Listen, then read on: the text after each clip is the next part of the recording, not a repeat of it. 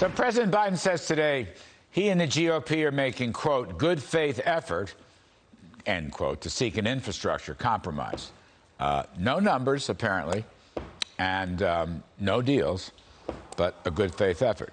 So joining us now to talk about that and a couple other things, our great friend, Tennessee Senator Bill Hagerty. Senator Hagerty, welcome on, as always, sir. You know, Senator, I want to ask you about infrastructure in a second, but I want to ask you something else. This whole Colonial pipeline business, which I think, by the way, affects Tennessee also, if I'm not mistaken. It does. But it does. In any case, Bill, what is your view about paying the ransom?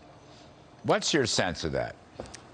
You know, it sets a terrible precedent, Larry. It's always been our American policy not to pay terrorists, and that's exactly what's happening in this case. You noticed in President Biden's speech today, where he took credit for Operation Warp Speed and didn't give any credit to President Trump, as you rightly called out. What he did was provide a typical old-fashioned Washington smokescreen, a distraction, because he didn't talk about the Keystone. He didn't talk about the Colonial pipeline and the hack there from Russia.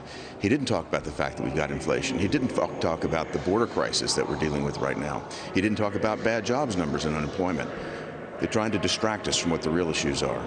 I'm glad that we're going to be taking masks off, but it's interesting what he didn't say today, as you noted earlier. You know what else he didn't say, Senator, is the Middle East is falling apart.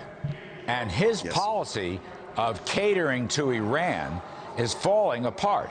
And by the way, to quote General Keane, and a view that I've had, I'm a Keane student, if you will, Russia doesn't get a free pass. They don't get a free pass with the pipeline, because those are Russian hackers, and they don't get a free pass with Iran, Hamas, and Hezbollah bombing Israel either. Indeed, and this whole policy shift of the Biden administration, we had 4 months in office. We had countries that were moving in the right direction toward the Abraham Accords, and the momentum that had already been created by President Trump and his administration with the Abraham Accords, we could have capitalized on that. Instead, Biden moves to a policy of appeasement with Iran. It emboldens Iran, and it fuels this type of terrorism. My team just told me today there are about 2,000 rockets that have been launched from Gaza into Israel. All of those rockets are from one country, Iran. Yeah, and Iran's client, Iran's financier, Iran's backer is Russia. Russia.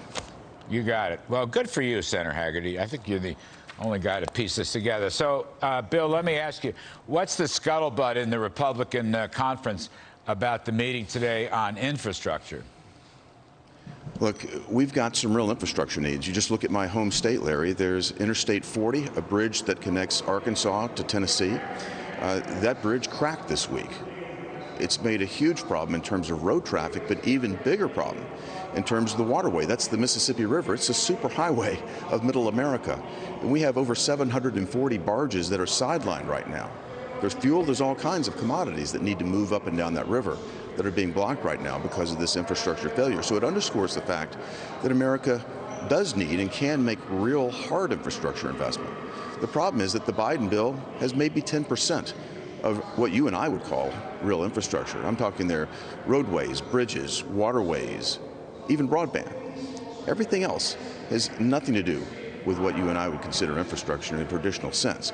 So there's a huge yawning gap to close, and I appreciate Senators Capito, Senator Wicker, their leadership trying to address this. I'll tell you, I'm not optimistic, though, Larry. I'm not optimistic about it. Well, the bid and the offer, Senator, is so wide. I mean, on spending, I don't know, it's about $2.5 trillion to maybe 700 or 800 billion, and on taxes, it's about 2.5 or 3 trillion to nothing. I mean, we've never used income taxes to finance transportation before. We've used, you know, toll roads and user fees and bonding and so forth. We've never used income taxes on companies or individuals or capital gains. Just as you say, there's bonding capacity. There are billions of dollars of private capital on the sidelines that could be brought in.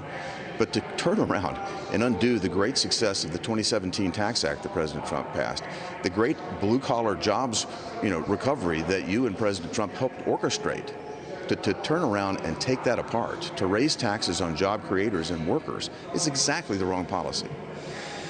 Kevin McCarthy, the House leader, just one more. He told this show yesterday after their meeting, the Four Corners met with Biden, that stopping and reversing the 2017 tax cuts is not on the table. It's not negotiable.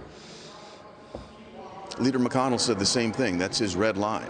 And I agree with him. The last thing we need to be doing, Larry, as we come out of a recovery, as we come out of this recession and recover, is to turn around and create all the wrong incentives for our economy. And taking apart the 2017 Tax Act is going to move our economy in exactly the wrong direction. Again, we've got inflation. We're dealing with bad jobs numbers and unemployment.